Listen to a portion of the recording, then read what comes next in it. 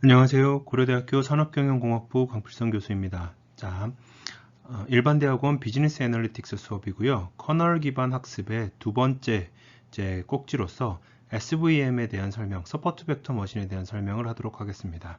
그리고 이 서포트 벡터 머신은 몇 가지 이제 경우의 수가 있는데요. 가장 기본적인 경우인 선형으로 분리가, 원래 오리지널 공간에서 선형으로 분리가 가능하면서 하드 마진이라는 마진의 바깥쪽으로 넘어가지 않는 에러를 허용하지 않는 케이스인데, 그 말이 무슨 말인지는 이제 강의를 들으면서 이해가 되실 거예요. 해당하는 내용 같이 한번 살펴보도록 하겠습니다. 자, 우선 우리는 SVM은 서포트 벡터 머신은 분류 알고리즘입니다. 그러니까 분류기를 만드는 게 목적이에요. 분류기 중에서도 이범주 분류를 하는 것입니다. 그래서 지금 현재 우리가 하고자 하는 것은 현재 여기서 바이너리 클래시피케이션입니다.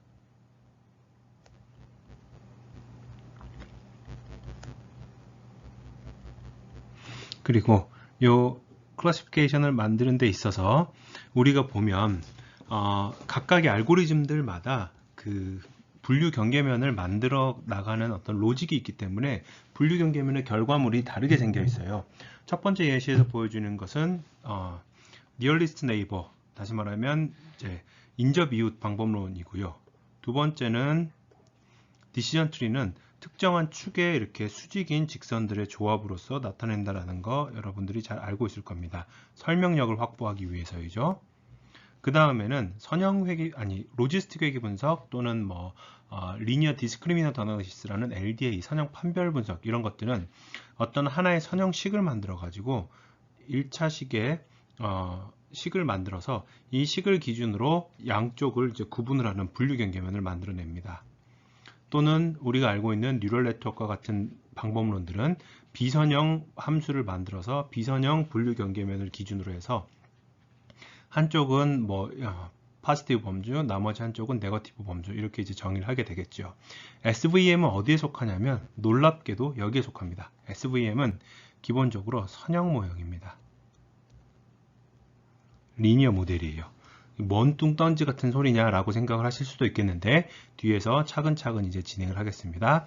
이것부터 기억해 두세요. 오리지널 SVM은 선형 모형이다. 자, 그러면 문제의 포뮬레이션부터 시작을 해 보도록 하겠습니다. 우선은 이범주 분류, 다시 말하면 바이너리 클래시피케이션에 대해서 문제 정의, 데이터셋에 대한 노테이션을 한번 같이 동일하게 맞춰 놓고 가볼게요. 우선 우리는 학습 데이터는 IID로부터 샘플링이 되었다고 가정을 합니다. 그러니까 독립적이고 그 다음에 identically distribution이 된 동일한 분포에서 X라는 D 차원의 X 데이터가 이제 우리에게 주어진 거예요. 차원은 D 차원입니다. 그리고 거기에 대해서 우리가 이제 N개의 객체들, 이제 스몰 n이라고 되어 있는 게 객체수, 샘플수라고 보면 되겠고요.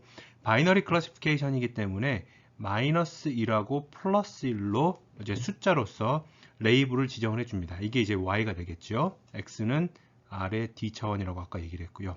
이 파트가 약간 이제 다른 부분인데, 예를 들어서 우리가 지금 로지스틱 회귀 분석 같은 경우에는 파지티브 클래스하고 네거티브 클래스에 대해서 숫자로 표현을 할 때 1과 0으로 보통 관례적으로 표현을 합니다.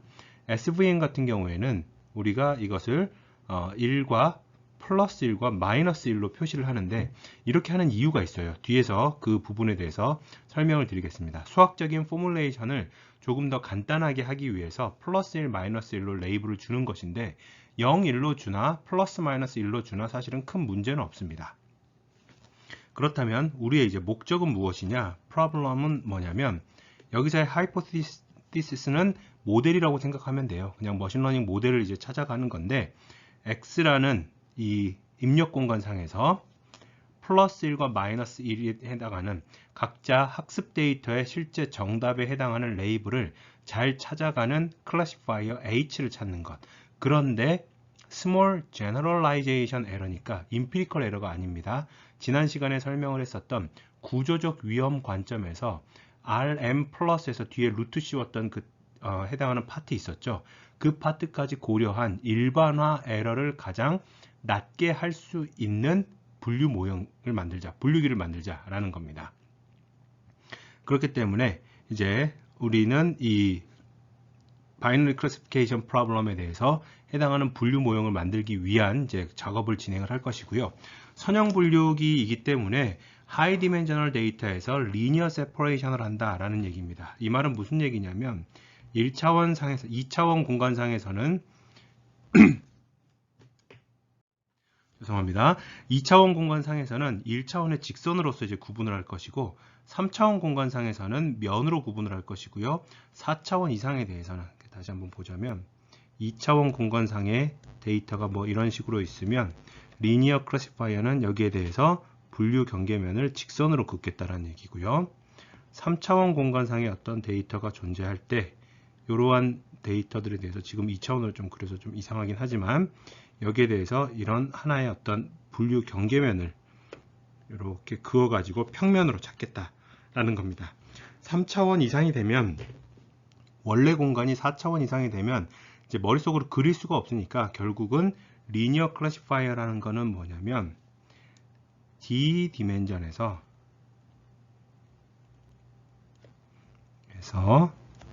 두 범주를 잘 구분하는 D-1차원의 하이퍼플레인을 찾겠다.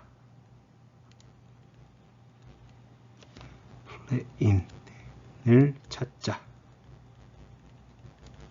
이게 선형 분류기의 목적입니다. 자, 그러면 선형 분류기를 만든다는 얘기가 무슨 얘기인지를 한번 같이 살펴보도록 하겠습니다. 왼쪽에 있는 그림처럼 빨간색과 이제 파란색 범주를 구분하는 거라고 한번 같이 살펴볼게요. 그러면 이 상황에서 이제 검정색 선과 같은 직선식을 찾는 겁니다. 이게 선형 분류기예요.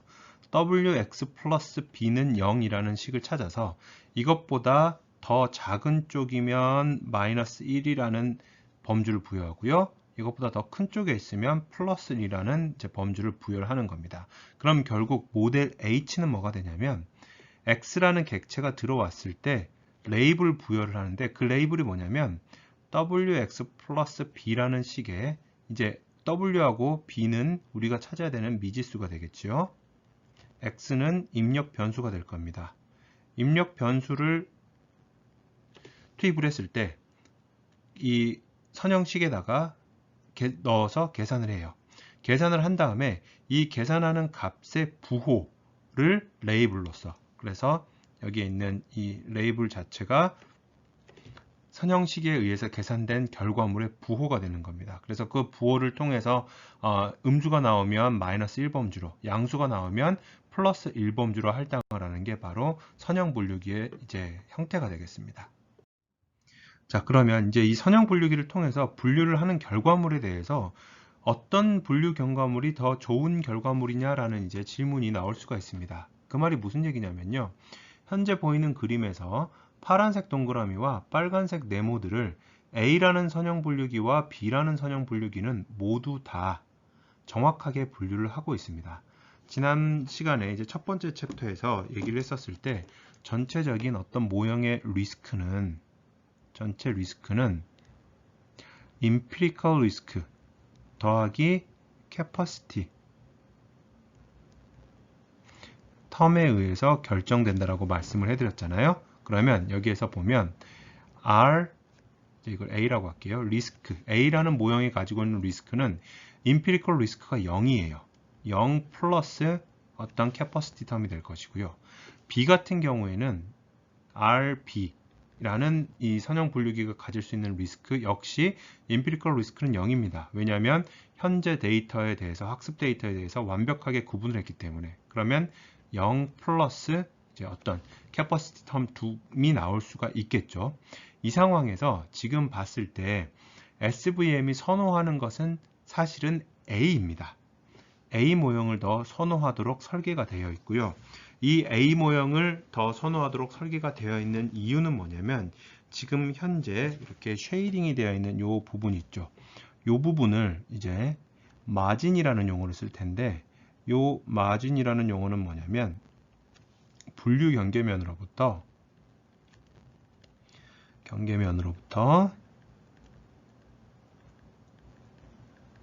등간격으로 확장을 시켰을 때 가장 가까이 만나는 두 범주의 객체들과의 거리입니다.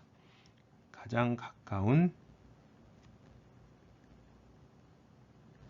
양쪽 범주의 객체들과의 거리,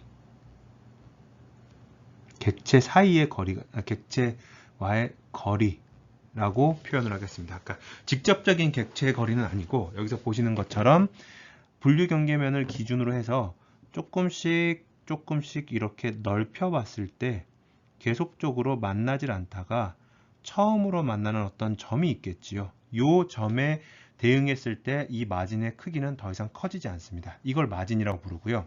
사실은 그러면 빨간색이 더 가까이에 있고 파란색은 멀리 있으면 어떻게 됩니까? 라고 생각을 할 수가 있는데 마진 한가운데에 요 마진 한가운데에 분류 경계면이 있도록 만들어낼 수가 있기 때문에 그러한 걱정을 하지 않아도 돼요. 그래서 요 마진이 클수록 이제 우리는 뒤에서 이제 다시 한번 볼 텐데요. 마진이 크다라는 얘기는 어떻게 귀결이 될 수가 있냐면 이 마진이 큰 것에 대해서 캐퍼시티 텀이 더 줄어들게 됩니다. 반면에 B가 가지는 요 마진에 대해서는 캐퍼시티 텀이 상대적으로 증가하게 됩니다. 그러면 A하고 B가 전부 다 임피리컬 에러는 0인데 마진이 다르다. 근데 마진이 클수록 캐퍼시티 텀에 해당하는 값이 작아져서 우리는 SVM 관점에서는 A하고 B 경계면 중에서 A를 선택하게 되는 것이죠. 그리고 이러한 수학적인 그 개념이 아니더라도 딱 봤을 때 왠지 그냥 느낌상 공학을 공부하는 사람이 이런 표현을 하는 게 좀 웃기긴 하지만 A보다 B가 더 아슬아슬해 보이죠. 뭔가 데이터가 조금만 노이즈가 더 낀다거나 하면 빨간색이 밖으로 넘어가거나 파란색도 반대쪽으로 넘어갈 것 같은 느낌이 들기도 합니다. 그러나 A라는 이 분류 경계면 같은 경우에는 그 부분이 조금 더 안정적으로 보일 수가 있습니다. 그래서 B라는 분류 경계면과 A라는 분류 경계면이 있을 때 이 둘 사이 중에서 뭐가 더 선호가 되느냐? SVM은 A를 더 선호한다. 그런데 뉴럴 네트워크가 공격받았던 지점이 뭐냐면 뉴럴 네트워크는 임피리컬 에러만 보기 때문에 A하고 B라는 분류 경계면이 indifferent하다. 그래서 되게 많은 로컬 옵티멈이 나온다. 인공신경망에 대해서는 공격 포인트가 그거였고요. 그런데 우리는 글로벌 옵티멈을 찾으니까 우리가 더 좋은 거야 라고 주장을 하는 겁니다. 자, 그래서 여기서 다시 한번 보는 것처럼 같은 얘기인데요. 지금 왼쪽 그림에서 보면 이제 굉장히 다양한 분류 경계면들이 만들어지죠. 1번, 여기서 볼게요. 1번, 2번, 3번, 4번 분류 경계면들에 대해서 쉐이딩이 된 부분들이 마진의 넓이인데 보니까 2번 분류 경계면의 마진이 가장 넓은 거예요. 그러면 어차피 네 가지의 분류 경계면 모두 완벽하게 임피리컬 리스크가 0인데 학습 데이터 100% 정확하게 지금 구분하고 있는데 마진이 가장 넓으니까 2번에 해당하는 분류 경계면을 선택하자. 이게 SVM이 이제 추구하는 바입니다. 핵심 키워드는 여기 있는 겁니다. 무엇을 찾자? 핵심 키워드는 마진을 맥시마이즈 하자라는 겁니다. 자, 그래서 이 그림 자체가 이 그림이 여기 있는 이 형태의 그림이요. 이 그림이 인공신경망을 굉장히 오랫동안 괴롭혔던 그림인데 사람들이 이렇게 생각했어요.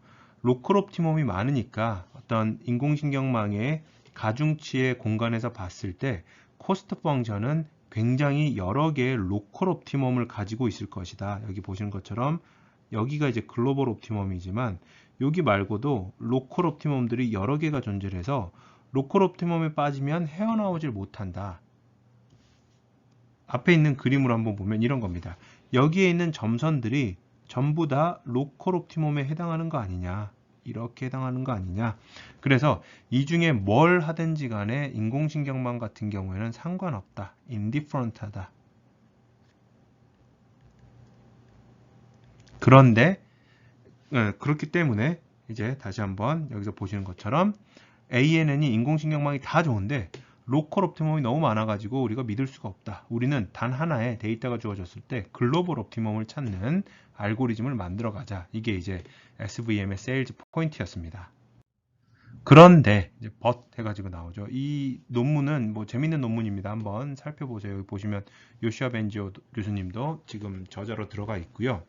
과연 우리가 생각하는 이러한 형태의 지금 많이 봤었던 이러한 형태의 코스트 펑션이냐라고 봤더니 실질적으로는 오른쪽 그림에서 보이는 것처럼 새들 포인트라고 그래서 한쪽 방향으로는 그레디언트가 0이지만 다른 쪽 방향으로는 그레디언트가 0이 아닌 경우가 대부분이어서 이게 핵심입니다. 그 차원에서 모든 방향으로 그레디언트가 0인 로컬 옵티멈은 거의 없더라.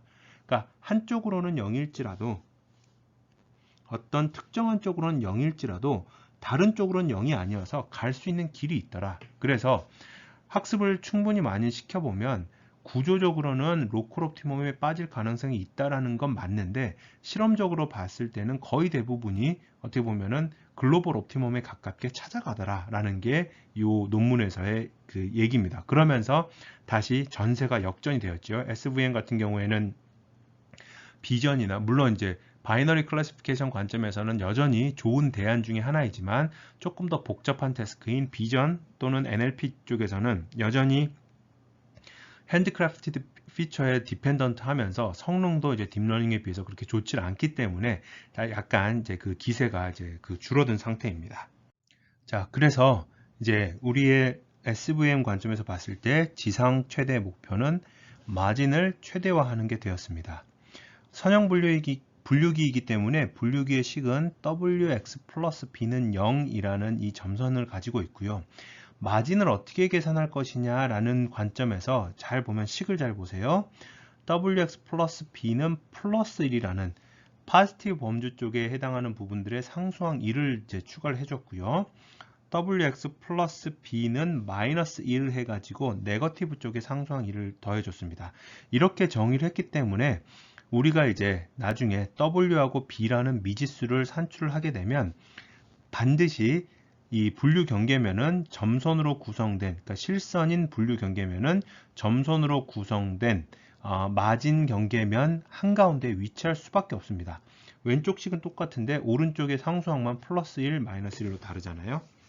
그 다음에 여기에 대해서 한 가지 뭐 별로 이렇게 중요할 수도 있는데 질문 중에 하나가 wx 플러스 b는 왜 플러스 마이너스 1인가요? 플러스 마이너스 2는 안 됩니까? 플러스 마이너스 뭐 10분의 1은 안 됩니까? 다 되는데 어차피 이 b라는 값은 상수항이기 때문에 얘가 달라지면 w를 조정을 함으로써 또 똑같은 식을 만들어낼 수가 있어요. 그래서 수학적으로 계산을 굉장히 쉽고 수월하게 하기 위해서 둘 다 그냥 플러스 1, 마이너스 1 이렇게 하는 겁니다. 그러면 이제 우리가 찾고 싶은 거는 뭐냐면 w하고 b가 이제 미지수입니다. x와 y가 주어졌을 때 w하고 b를 찾는 게 우리의 목적이 되는 것이죠. 자, 그러면 이 마진의 넓이를 한번 구해 볼 텐데 지금 여기서의 마진은 마진이 두 가지로 사람들이 많이 쓰는데요. 이 결과물에서 실제 여기가 3차원이라고 했을 때 청록색으로 표시가 되어 있는 것을 분류 경계면이라고 하고요. 이쪽 나머지를 이제 마진이라고 했을 때 요 길이를 마진이라고 표현하는 책도 있고 전체 마진에서 마진까지를 마진이라고 그 플러스 마이너스 마진 사이에서의 플레인과의 거리를 마진이라고 정의하는 경우도 있습니다. 둘 다 사실은 이제 그러니까 크게 봤을 때는 계산식 또는 방법론에 영향을 미치지 않기 때문에 여기에서는 지금 현재 요 반쪽에 대한 부분으로 한번 살펴볼게요. 이거는 마진을 어떻게 계산할 수 있느냐는 굉장히 간단한 식인데 우선 보면 어떤 하나의 식이 여기에 있습니다. 여기 있다라고 하면요. 여기에 있는 x0라는 걸 한번 살펴볼게요. x0가 있습니다. 그러면 W 트랜스포즈 X0 플러스 B는 1이라는 식을 성립을 할 겁니다. 왜냐하면 분류 경계면에 위에 있으니까요. 그 다음에 여기에서부터 지금 현재 이 플레인의 방향 벡터, 법선 벡터가 W거든요. 그러면 여기에 있는 X1이라는 것은 어떻게 표현을 할 수가 있느냐면 X1은 X0 플러스 WX 죄송합니다. PW로 표현을 할 수가 있습니다. 근데 요 X1이 어디에 있는 점이냐면 여기에 있는 점이잖아요. 그럼 한번 살펴볼게요. W 트랜스포즈의 X0 플러스 PW 플러스 B는 1이 돼요. 그러면 이걸 통해서 계산해보면 W 트랜스포즈 X0 플러스 P 곱하기 W 트랜스포즈 W 플러스 B는 1이 됩니다. 근데 X0가 어디 위에 있는 점이었냐면 바로 WX0 플러스 B는 실수입니다. 여기 1이 아니라 0이죠. 이렇게 표현을 할게요. 여기에 있는 점이니까 이 부분하고 이 부분이 0으로 날아가요. 두 개가. 그쵸? 그러면 남는 거는 P 곱하기 W 트랜스포즈 W는 1이니까 P는 이제 방향이라고 생각을 하면 W 트랜스포즈 W 마이너스 이거분의 1이 되잖아요. 그럼 결국은 얘는 W의 제곱분의 1 마이너스가 됩니다. 근데 크기를 계산한다라고 보면 P의 크기는 이거는 이제 플러스든 마이너스든 상관이 없으니까 마이너스 떼주면 W의 제곱분의 1 이게 마진과 그러니까 특정한 분류 경계면과 한쪽 마진 간의 거리가 됩니다. 요걸 이제 우리가 잘 알아두고 다음 단계로 진행을 하도록 하겠습니다. 자, 그러면 이제 마진을 최대화하는 것이 왜 캐퍼시티 텀을 줄이는 것과 연결되어 있는지를 한번 보도록 하겠습니다. 이 페이지도 그 뱀릭 교수님의 그 책을 보면 Statistical Learning Theory 보면은 증명이 다 되어 있는데 관심 있는 분들은 한번 직접 따라가 보시고요. 결과만 가지고 설명을 드릴게요. 우선 여기 있는 핵심이 뭐냐면 VC 디멘전은 마진에 의해서 바운드가 됩니다. 첫 번째 VC 디멘전 자체는 마진 델타에 의해서 바운드가 되는데 어떻게 바운드가 되느냐, 여기에 있는 미니멈 해가지고 괄호 안에 값이 두 개가 있죠. 쉬운 것부터 한번 가볼게요. D라는 게 뭐냐면 차원수입니다. 입력될 때 차원수예요. 자, 그 다음에 R이라는 게 뭐냐면 범주 상관없이 전체 데이터를 입력 공간에서 감싸는 하이퍼스피어니까 초구죠. 초구의 반지름입니다. 그리고 난 다음에 델타가 뭐냐면 마진입니다. 자, 그럼 여기서 한번 볼게요. 우리가 이 컨트롤할 수 있는 것과 없는 것을 한번 살펴보면 차원수는 데이터가 주어지는 순간 고정입니다. 우리가 가진 데이터의 입력 변수의 개수는 고정이 되겠죠. 범주와 상관없이 해당하는 데이터를 전부 다 감싸 안을 수 있는 가장 컴팩트한 초구도 단 하나 만들어지니까 얘도 고정입니다.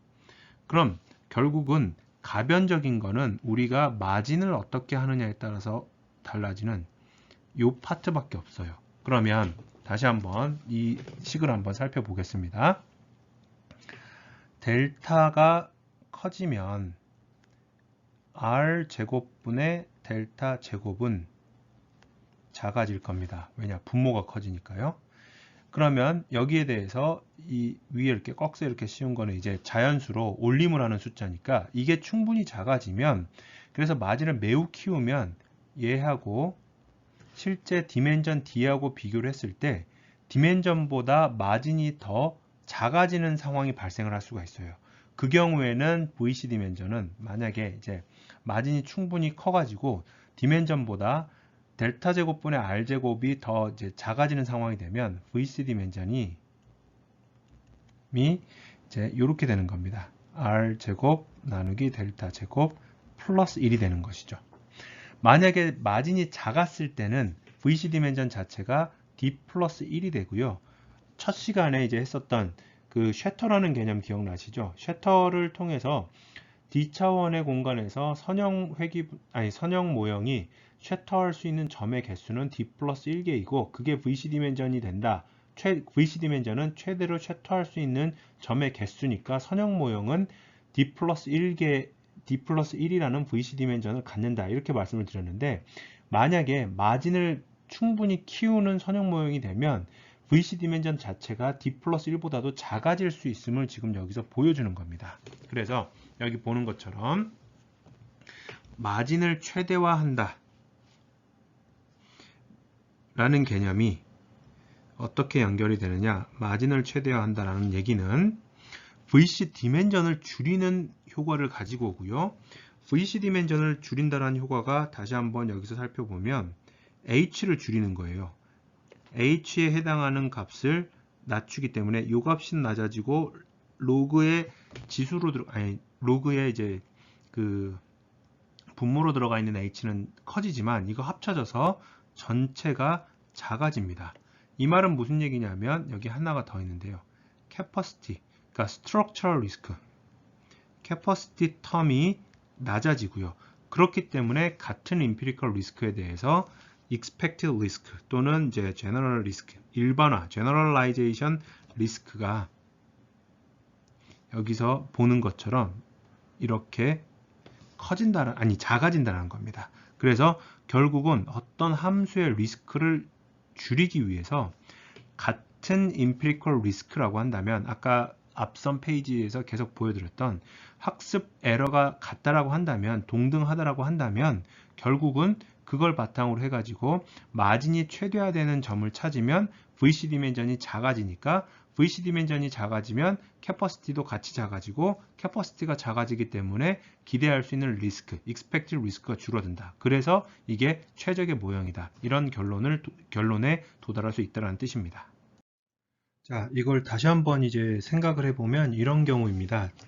처음에 지난 그 꼭지에서 셔터라는 개념을 설명을 하면서 선형 분류기는 최대로 셔터할 수 있는 게 n차원 공간에서는 n 플러스 1개 라고 말씀을 드렸어요. 그러니까 2차원 공간에서는 3개를 셔터할 수 있다라고 말씀을 드렸고, 그 최대로 셔터할 수 있는 점의 개수가 결국은 VC 디멘전이라고 표현을 했는데, 왼쪽에 있는 그림하고 오른쪽에 있는 그림을 같이 한번 살펴보자면 동일하게 선형 분류기인데 왼쪽은 마진을 이만큼 잡고 있는 것이고요. 오른쪽에 해당하는 것은 마진을 요만큼 잡고 있습니다.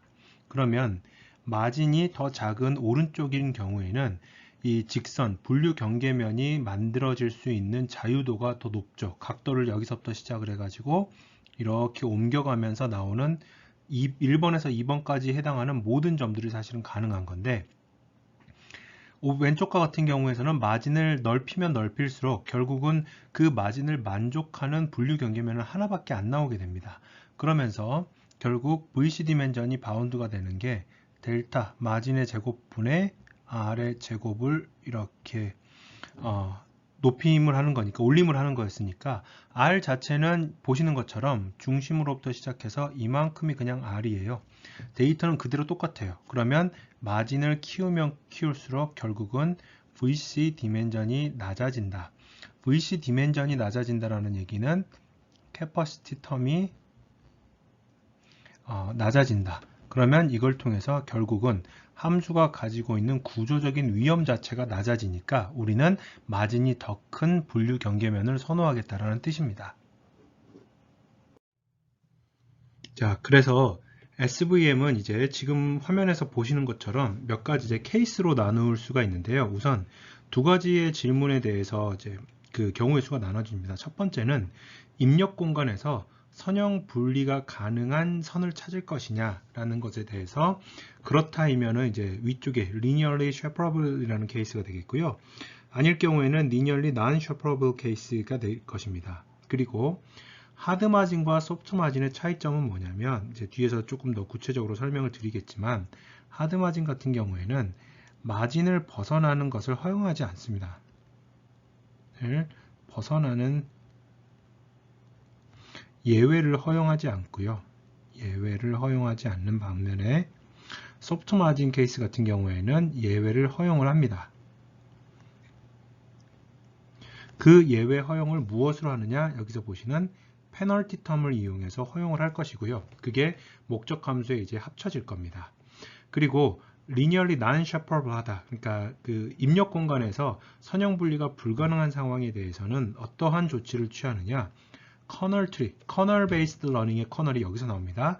이 커널 트릭을 활용을 할 것인데 커널 트릭을 활용을 하는 이 케이스보다는 이제 방향이 이렇게 돼요. 제일 첫 번째 포뮬레이션 하나씩 같이 해볼 건데요. 첫 번째 케이스인 입력 공간에서 선형 분리가 가능하면서 마진을 벗어나는 예외를 허용하지 않는 첫 번째 케이스에서 두 번째 케이스로 확장이 됩니다. 입력 공간에서는 선형 분리를 하지만 마진을 벗어나는 예외에 대해서 허용을 하는 것이고요. 그런 다음에 그럼에도 불구하고 분류 성능이 좋지 않을 때 입력 공간에서는 비선형 변환을 허용해 주도록 하는 세 번째 케이스로 가게 될 겁니다. 그래서 케이스 1부터 하나씩 같이 살펴볼게요. 우선 최적화 문제 첫 번째 케이스 SVM 케이스 1입니다. 선형으로 입력 공간에서 분리가 가능하면서 하드 마진의 케이스입니다. 이 경우에 오브젝티브 펑션은 굉장히 단순해져요. 뭐냐면 여기 보는 것처럼 결국은 마진을 최대화해야 된다라고 했는데 마진 자체가 우리가 지금 알고 있는 마진이 앞서 이제 증명을 했을 때 W 제곱분의 뭐 1이 될 수도 있고 2가 될 수도 있고 그건 어떻게 정의하느냐에 따라서 달라지지만 상수항은 그렇게 큰 의미가 있는 건 아니고요. 요걸 이제 최대화를 해야 되는데 이거를 최대화를 해야 되니까 이거 역수치하면 결국은 2분의 1 W 제곱을 최소화하는 것과 마찬가지가 되겠죠. constraint를 잘 보시면 이게 이제 왜 yi를 플러스 1과 마이너스 1로 정의를 했는지가 여기서 나옵니다.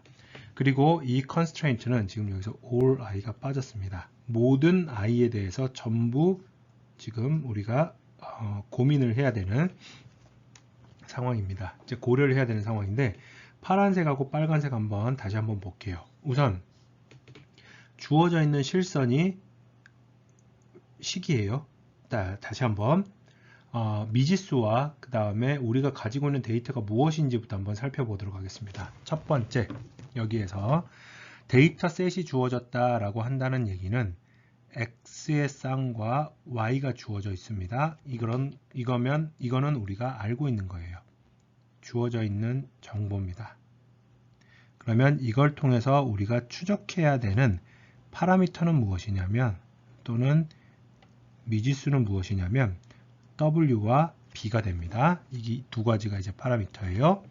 이걸 바탕으로 해서 이제 한번 봅시다. 실선이 wx 플러스 b는 0이라는 그 기준선 분류 경계면이고요. 거기에서부터 플러스 마이너스 마진 1을 잡아가지고 wx 플러스 b는 1, wx 플러스 b는 마이너스 1이 돼요. 그럼 이 상황에서 이 모든 데이터는 파란색은 자기 쪽 파란색 플러스 1 평면보다도 더 위쪽에 있어야 됩니다.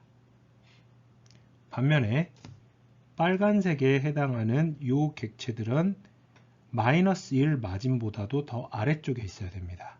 이걸 다시 한번 식으로 살펴보자면 만약에 yi가 플러스 1이면 다시 말하면 파란색 케이스들이라면 W 트랜스포즈의 xi 플러스 b는 1보다 크거나 같아야 됩니다. 위쪽에 있어야 되니까요. 반면에 여기에 해당하는 녀석들을 보면 만약에 y가 i번째 객체에 대한 레이블이 마이너스 1일 경우에는 W 트랜스포즈 xi 플러스 b는 마이너스 1보다 작거나 같아야 됩니다. 그러면 이거를 한번 곱해 볼게요. 양변에 yi를 곱해 볼게요. yi에다가 w 트랜스포즈 xi 플러스 b를 하면 yi는 플러스 1이니까 이 부등호 안 바뀌고요. 그대로 그냥 1이 됩니다. 반면에 빨간색 쪽을 보면 yi에다가 w 트랜스포즈 xi 플러스 b를 하면 마이너스 1하고 마이너스 1이 곱해지니까 플러스 3이 될 것이고요.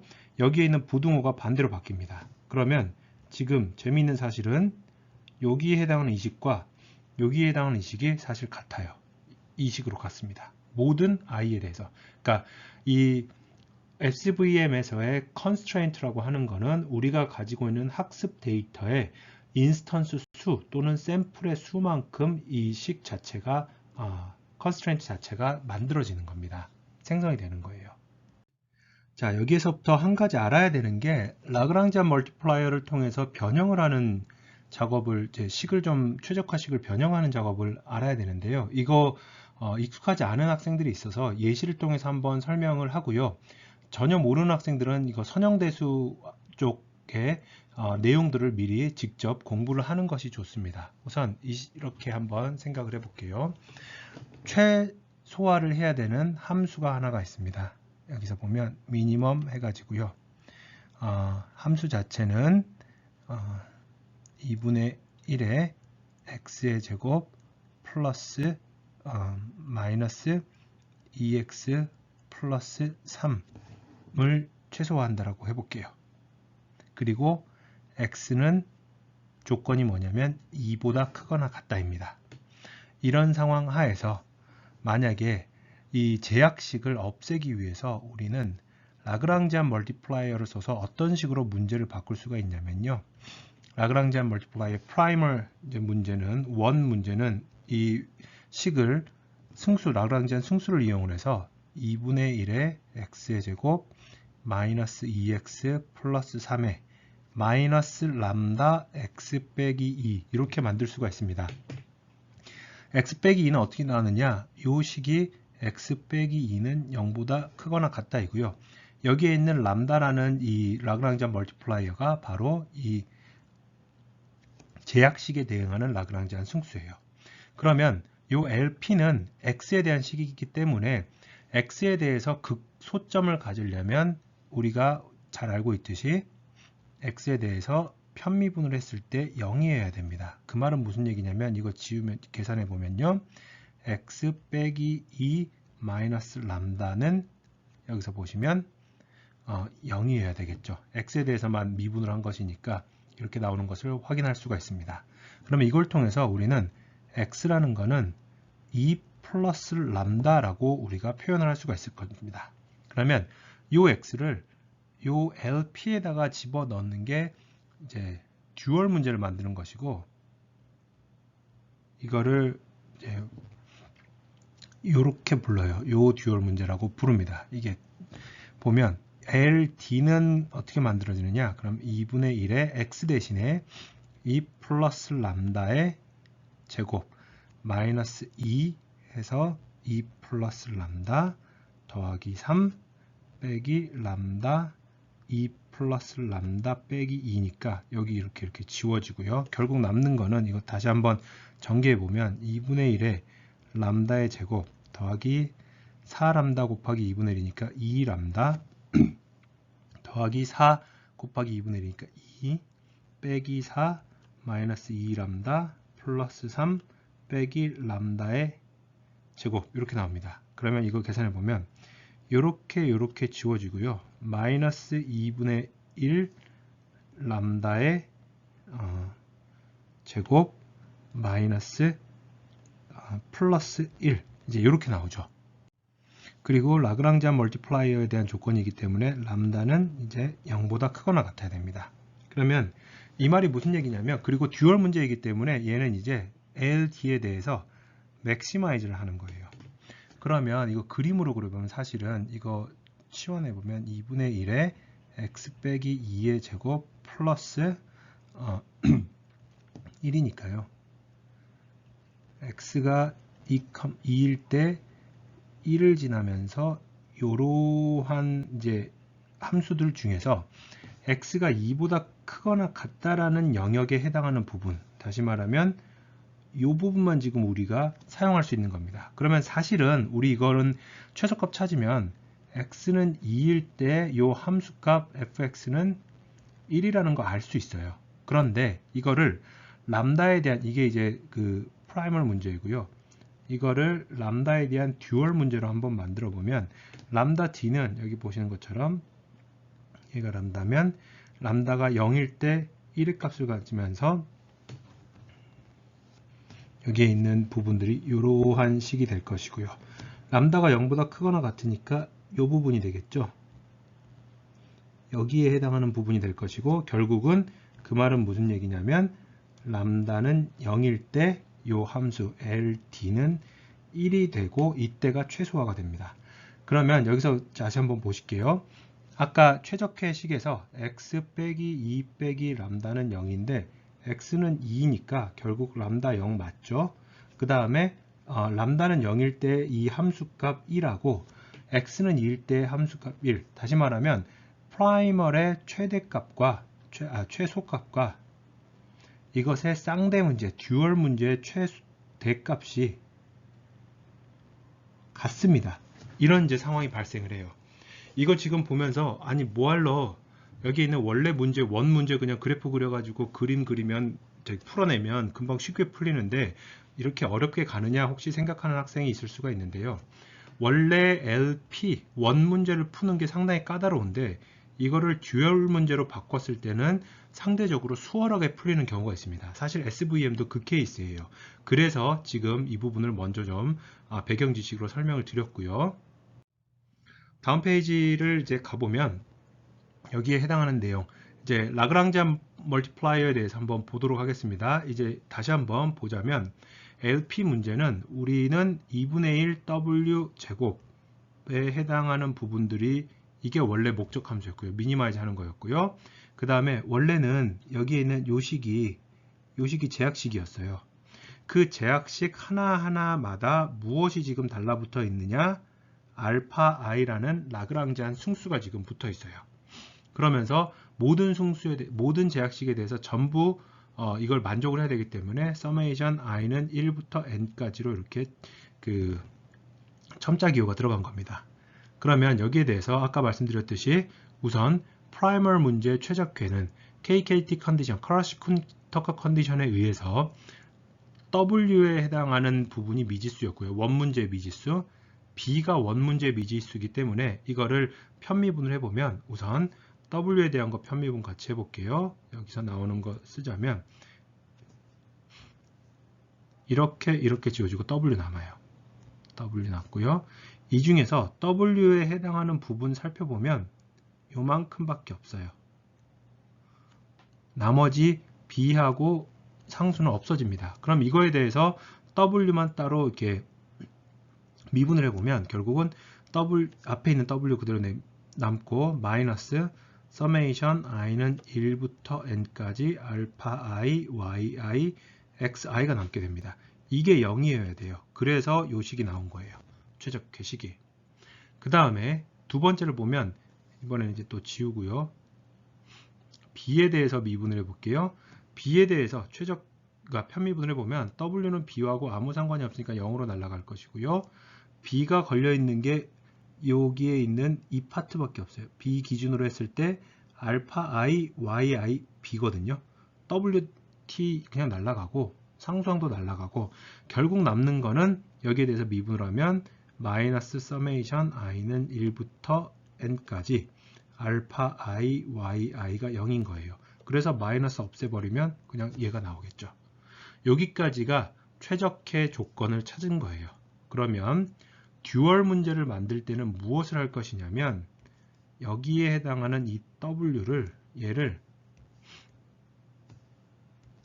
이 녀석을 여기에 W 대신 집어넣을 것이고요. 요걸 이용해서 B에 대한 부분들을 상쇄를 해볼 거예요. 자, 그러면 다시 여기서부터 시작 같이 한번 해보도록 하겠습니다. 그러니까 하나씩 실제로 유도를 해볼게요. LP는 이제 2분의 1의 W의 제곱 마이너스 서메이션 i는 1부터 n까지 알파 i, yi, W 트랜스포즈의 xi 플러스 b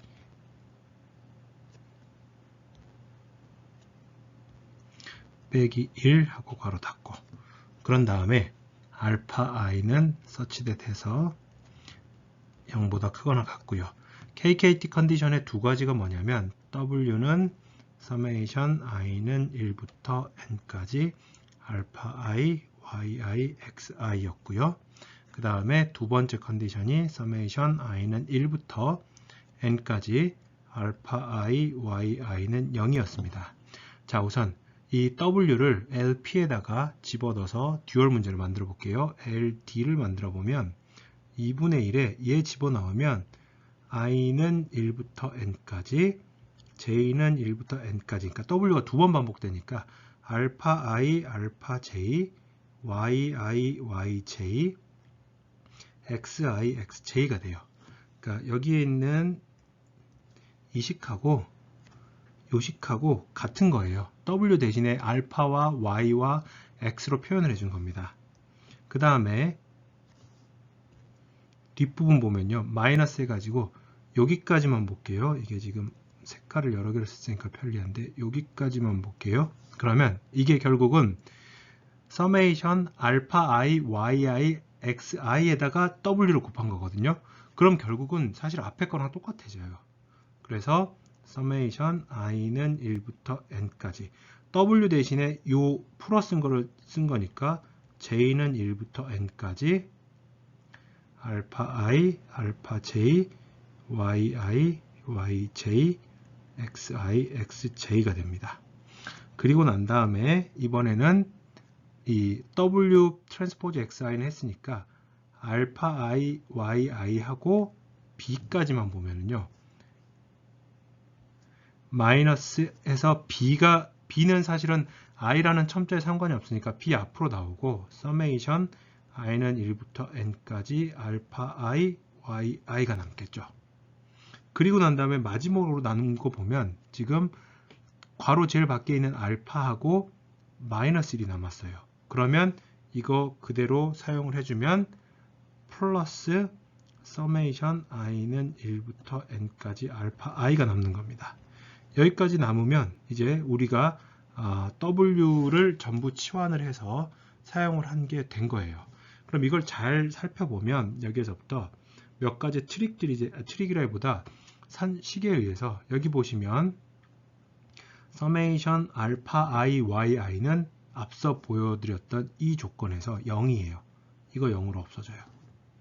그리고 여기에 해당하는 이 파트하고 이 파트는 개수만 다를 뿐이지 뒷부분이 지금 다 똑같아요. 그러면 결국은 이거 정리하면 어떻게 되냐면 듀얼 프로블럼은 서메이션 i는 1부터 n까지 알파 i 마이너스 2분의 1에 서메이션 i는 1부터 n까지 서메이션 j는 1부터 n까지 알파 i, 알파 j, yi, yj, xi, xj가 돼요. 그리고 난 다음에 such that 해가지고 우리 가지고 있는 식 i는 1부터 n까지 알파 i, yi는 0이어야 되는 것이고요. 그 다음에 알파 i는 non-negative 라그랑지안 멀티플라이어니까 0보다 크거나 같아야 됩니다. 이런 식으로 바뀌어요. 그러면 LP하고 LD에서 이게 개념상으로 이게 뭐냐면 LP는 W에 대한 이제 2차식이었는데 LD는 알파에 대한, 왜냐하면 여기서 미지수는 뭐가 되냐면요, 우리 다시 한번 확인해 보면 xi, xj는 데이터를 통해서 주어져요. yi, yj도 데이터를 통해서 주어져요. 이 말은 무슨 얘기냐면 이거 되게 단순화 시킨 건데 이게 맞다는 거 아니에요. 결국은 마이너스 2분의 1의 어떤 상수 알파 제곱 플러스 알파라는 요 식에 대해서 최소값 찾으란 최대값 찾으란 얘기거든요. 결국은 이 말은 무슨 얘기냐, LD라는 이 듀얼 문제는 알파에 대한 컨벡스 펑션이에요. 다시 말하면 알파가 있고 LD가 있을 때 뭐가 됐든지 간에 개념적으로 이런 펑션이기 때문에 우리는 항상 가장 극대점인 이 점을 찾을 수가 있어요. 이 점이 최적이에요. 그렇기 때문에 서포트 벡터 머신이 뉴럴 네트워크를 공격을 하면서 너는 할 때마다 솔루션 다르지? 나는 항상 똑같은 게 나온다 라고 자신했던 게 이 부분 때문입니다. 항상 알파라는 라그랑지안 멀티플라이어에 대해서 컨벡스 펑션으로 귀결이 되기 때문에 최적해를 항상 하나, 유니크한 최적해를 찾을 수가 있다는 뜻인 거죠. 자, 그래서 다시 한번 선형 케이스에서의 하드 마진 케이스를 보면 원래 여기서 보였던 이 프라이멀 문제가, 여기 있는 이 프라이멀 문제가 듀얼 문제로 바뀌면서 알파에 대한 문제로 바뀌어요. 그리고 fx new라는 거는 여기서는 다시 한번 보면 결국은 우리가 어떤 디시전 바운더리를 매길 때 이거 예측은 좀 다른 얘기인데요. 여기서 보면 여기가 이제 w 트랜스포즈 x 플러스 b는 0이라는 식이라고 하고요. 여기가 w 트랜스포즈 x 플러스 b는 1이고요. 이렇게가 w 트랜스포즈 x 플러스 b는 마이너스 1이라고 해볼게요.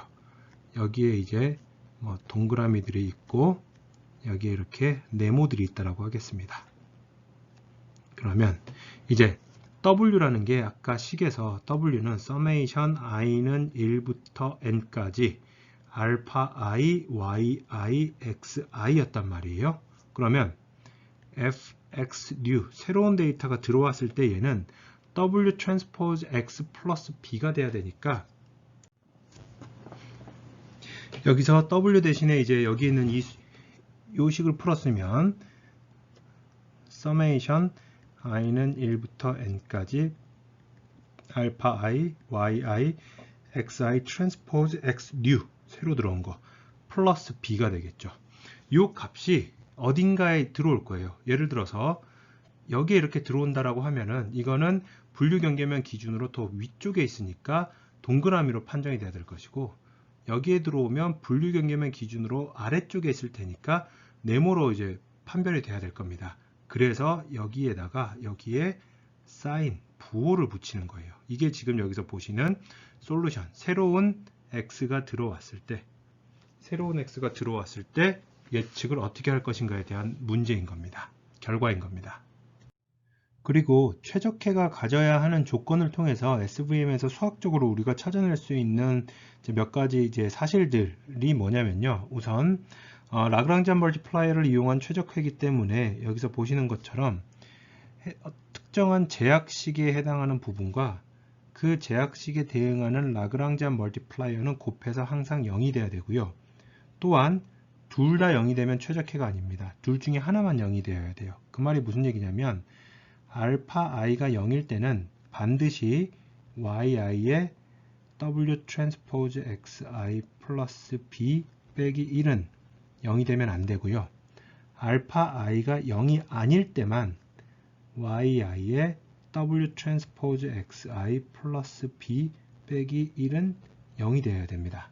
근데 이 말이 무슨 얘기냐면 여기서 보시면요. 이 말이 무슨 얘기냐면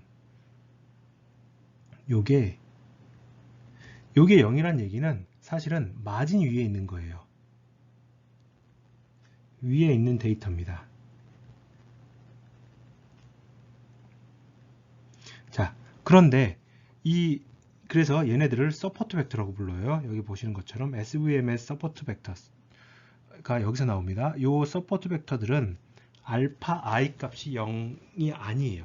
그리고 잘 살펴보면 우리가 가지고 있는 솔루션의 폼이 w는 summation 알파 i, yi, xi인데 알파 i가 0인 것들은 이거를 곱해봤자 거기에 대응하는 y와 x 정보가 w를 결정하는데 아무런 영향을 미치지 못합니다. 그럼 이렇게 표현을 할 수가 있어요. i가 서포트 벡터일 때, 다시 말하면 알파 i가 0이 아닌 것들만을 빼다가 w를 계산해도 다 똑같습니다. 자, 그러면 이 말은 무슨 얘기냐면 표현을 하자면 여기 보시는 것처럼 솔루션, SVM의 솔루션을 정의하는 데 있어서 여기 지금 보시는 이 동그라미 마진 위에 있는 얘네들만 서포트 벡터예요.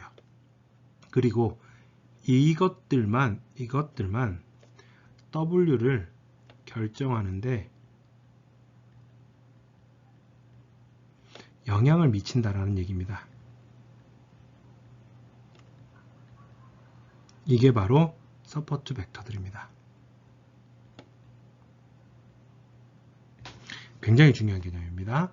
자, 그리고 여기에서 우리가 지금 B는 사실은 미지수인데 별 생각을 이제 크게 고려를 하지 않고 있는 이유가 뭐냐면 요 식 어떤 특정한 하나의 서포트 벡터에 대해서는 요거를 성립하거든요. 그러면 W 대신에 여기에서 해당하는 식 집어 넣으면 거기에 대응하는 i와 x, i번째 객체의 x들과 y 그리고 w들 계산을 해서 등호 만족하게 하려면 b를 계산할 수가 있겠죠.